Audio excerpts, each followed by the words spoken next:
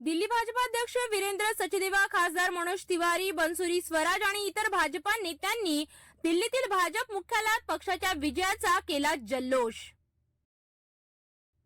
केंद्रीय मंत्री आणि भाजपाचे राष्ट्रीय अध्यक्ष जे.पी. नड्डा आणि भाजपा खासदारांनी पंतप्रधान नरेंद्र मोदींचे भाजपा मुख्यालयात केले अभिनंदन।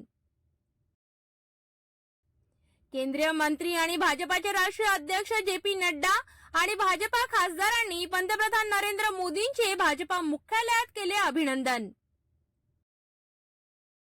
रवींद्र सिंह नेगी भाजपाचे नवे आमदार अवध ओझाला हरवून मिळविला विजय।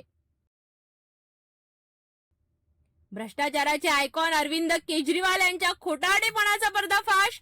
दिल्लीच्या जनतेने पीएम मोदींवर दाखवला विश्वास। भाजपाच्या विजयावर कार्यकर्त्यांचे अभिनंदन करत मुख्यमंत्री देवेंद्र फडणवीस यांनी दिली प्रतिक्रिया।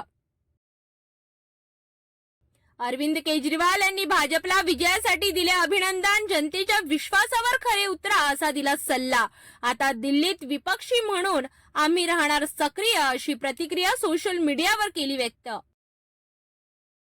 दिल्ली विधानसभा निवडणुकीत भाजपाच्या विजयावर माजी खासदार नवनीत राणा यांनी आपली प्रतिक्रिया देत आनंद केला व्यक्त आणि राहुल गांधी यांच्या पक्षाच्या पराजयावर लावला टोला। आउटगोईंग मुख्यमंत्री आणि आम आदमी पार्टीच्या उमेदवार आतिशी यांनी भाजपाचे रमेश बुदेरी यांना हरवून केली विजयाची नोंद। आपल्या मतदारसंघातील लोकांचे केले अभिनंदन। मुलाचा पराजय सहन न करू शकलेले अवधेश प्रसाद यांचा पत्रकारांशी अपमानजनक व्यवहार। 600 मतांनी पराभूत झाले आम आदमी पक्षाचे सेनापती मनीष सिसोदिया।